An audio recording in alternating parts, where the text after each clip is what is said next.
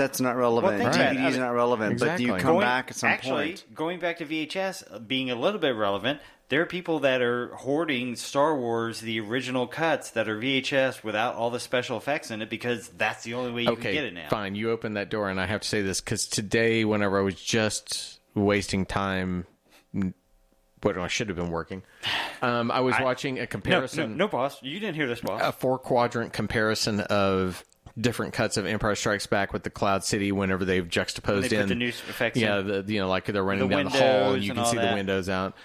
And one of those is shit. Now I can't. It's somebody's. I can't remember the name of it. But they've actually gone back to numerous sources and they've reassembled a high def cut of the original film, and they've put it back together. They've done restoration. They've had people that volunteer their time that work on these kind of things just to do it. I want that film so bad, and I keep looking, and I go over, but the problem is, and here I work in a technical environment with video all the time. The moment that it starts saying you're going to have to put this to a Blu-ray disc, you're going to have to author it. We'll give you the files, you can do it, but you can't pay for it. I want that movie so bad, I'm just not willing to do the work. It's just one of those things that I guarantee somewhere Lucas put in fine writing in the contract that he sold to Disney. Telling you. You can't ever release this as long as I'm alive or something like that. The originals will never come out. Oh my God, if you say as long as we're alive, somebody's going to be plotting to kill George Lucas then.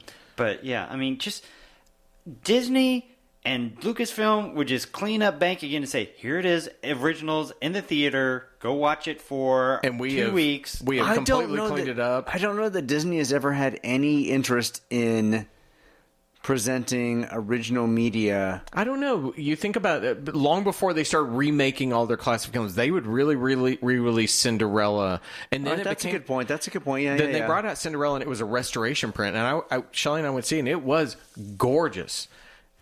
What I don't understand, you want to talk about money to be made by Disney, who paid all this money? You restore those 3 original films and release them in theaters, and then bring it out on 4K. You'd make back everything that you paid for Star Wars. Because then you put, hey, here's the ultimate pure edition, here's the ultimate all done up edition. Right. You get it together.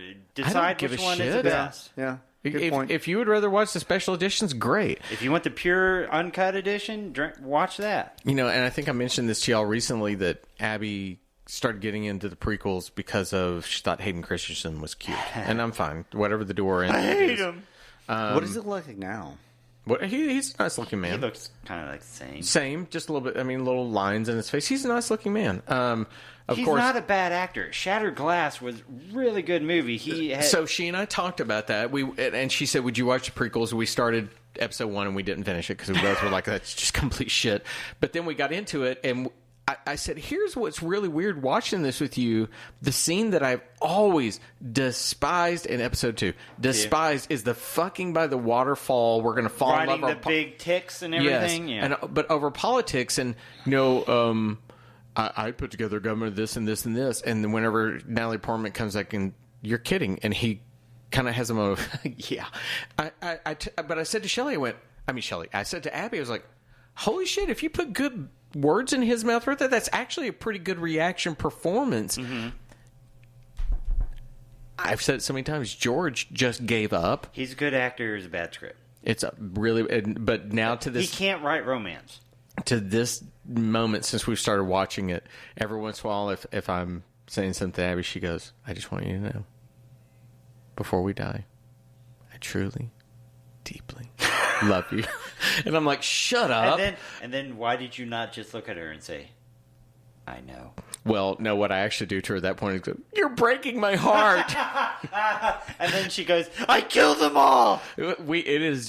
Shelley will look at us and say, "You two are going to have to stop." It's just a back and forth. We've started watching Clone Wars, which that's. I told her, I said it almost makes it worth it. But I am so excited and happy with the new Clone Wars. Have you started watching it? I haven't. I watched the first episode. And they're doing the Mandalorian release where it's one a week, so either wait and binge them or get one at a time.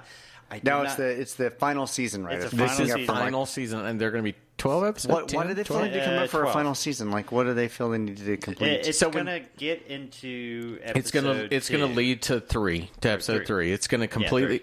Dave Filoni, who is... the guy that's been doing, like, all the TV writing for Star Wars. Basically the guy that has a real plan. And even I've heard Kathleen He's a cowboy Kennedy... hat Mexican guy. I don't know if you've ever seen him in real life. And I've heard that Kathleen Kennedy is basically prepping him to take over everything. Okay. And because he really does, when you start looking at what Clone Wars did, where they really introduced the Mandalorians, the Darksaber, and how all that stuff really had a throughput all the way through, he wants to tell that kind of storytelling. He wanted to finish this with the last season, but when Disney bought it, they said, we don't want to do that. Okay. The fan blowback was so hard, and whenever he started having success...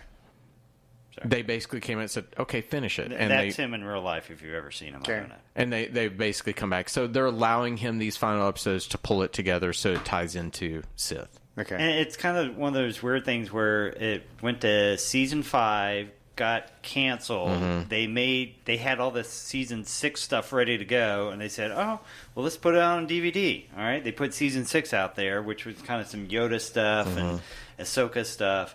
And then a couple of years later, I guess we have more stuff to finish it off. Well, what kills me is that I remember going to the movie theaters with you to see the movie, and I remember both of us watching it thinking, okay, I don't really like the animation. It was very kiddie. It was very there was no stakes. It became all right. Star Wars, they started it up again. We're not going to kill off people, so we're going to make robots. And so the Jedis and the good guys can kill everybody they want because they're all robots. And then they make stupid robots of Roger, and we don't know what's going on. And so the cartoon kind of started off with that, and you get stupid robots in that, but then they just threw a whole lot of other shit in there. Then they started putting the textures in that they started saying, okay, we will change what you... I mean, they even took some of the Jedi that you thought, if you just watched the movies, you thought were good, but and they made them kind of evil. Assholes or something, yeah. And... the funny thing is that I went back when they announced they were going to bring this back, and I thought, I haven't watched the movie in a while. Go watch it again, because I remember what I thought was, I was like, Anakin doesn't have a Padawan. That's not in the movies, and I went in being a bitch. Now when I watch it, I think it's pretty fucking good. So to the point that Abby and I are I'm trying to get her through about 10 to 15 episodes essential so she can watch this new season with me. The one they did on Disney, did you see that? Yeah. If you go to Disney Plus, they have a list that's like the 10 essential episodes. I didn't see Disney Plus did. Yeah. Somebody else put one out, but it was like, here's 43 episodes. I'm like, well, shit, that's way too many. That's the series. Thank you. But we're trying to blaze our way through it, and I went back and watched the movie, and it's actually pretty good. So, look, I'm just showing you right there. That list right there, it says... Is this on Disney Plus? Yeah, that's the Disney Plus app, and it says... what? Okay, 20. The 20 essential episodes to watch. Okay, we can do that. So did you watch any of the Clone Wars?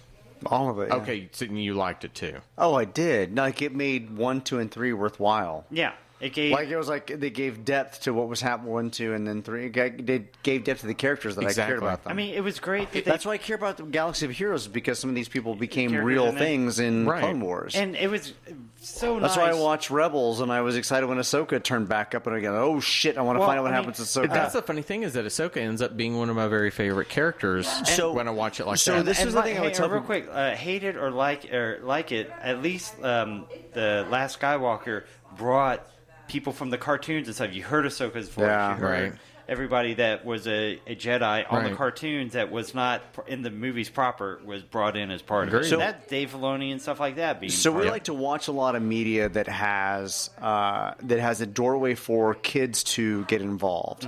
And so when I was growing up, it wasn't Batman that was exciting. I like watching perspectives from Dick Grayson's perspective as the Robin, like the teen Robin. Okay. What amazed me about Clone Wars is we took a Star Wars show and we brought a young woman as the focal point for a lot of things. Now, it didn't happen organically right away, but as the show evolved, we find ourselves following Ahsoka's path through so much of this journey.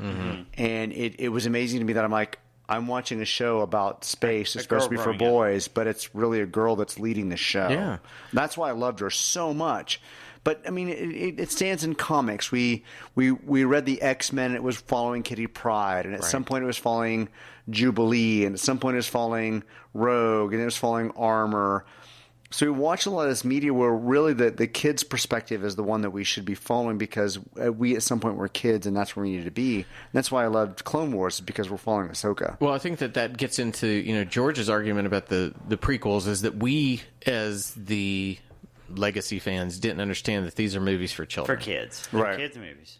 Where he doesn't understand is that, and I'm going to jump at it and go to a different franchise, Toy Story is a movie for children that speaks to adults. About growing up. Right. It speaks on multiple levels, and I think that's where the original Star Wars works. Is that I read not long ago people picking the essential scene of the Star Wars films, and it's Luke standing looking at the suns. You've seen the future. We all have had that moment of where is my future. And when you put that truth into a movie, we can all tap into it and follow it. And that's what George forgot with those prequels, is that you can have a kiddie movie. No, I thought but you've got to have all about trade federations and government supply races. And, well, I still hold true to that. I think the prequels actually is a pretty good story. I think the executed. basis for it is fantastic. What he's talking about is like, oh, that's genius. It's not impacting me. It's not affecting me. It's horribly executed. Yeah. Like the idea behind what he's doing, sounds like that's really complex. It is, and it could work. You don't want to go through the planetary core. Sean will do the imitations as we go through.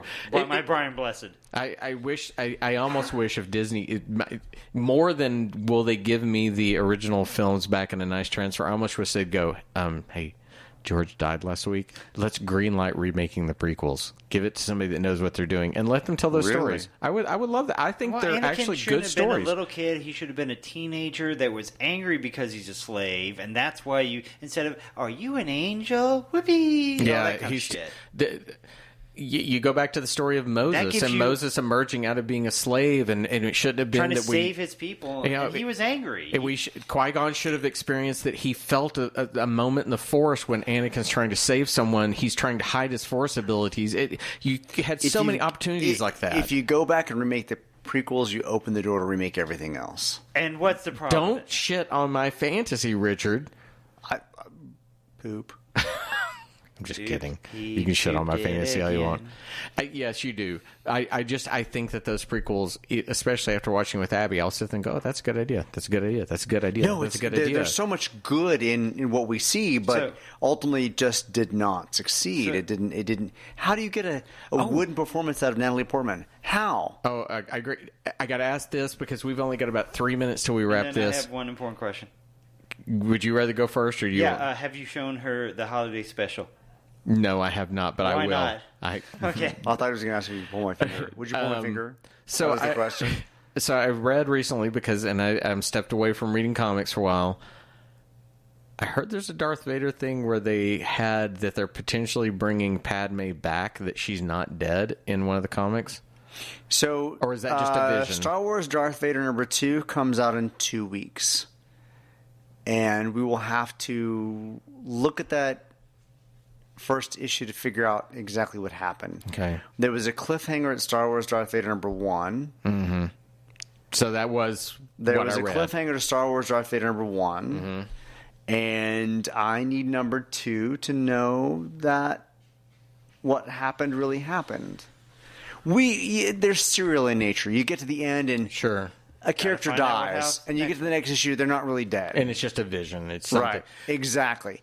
It's a hologram. It's a vision. It's not.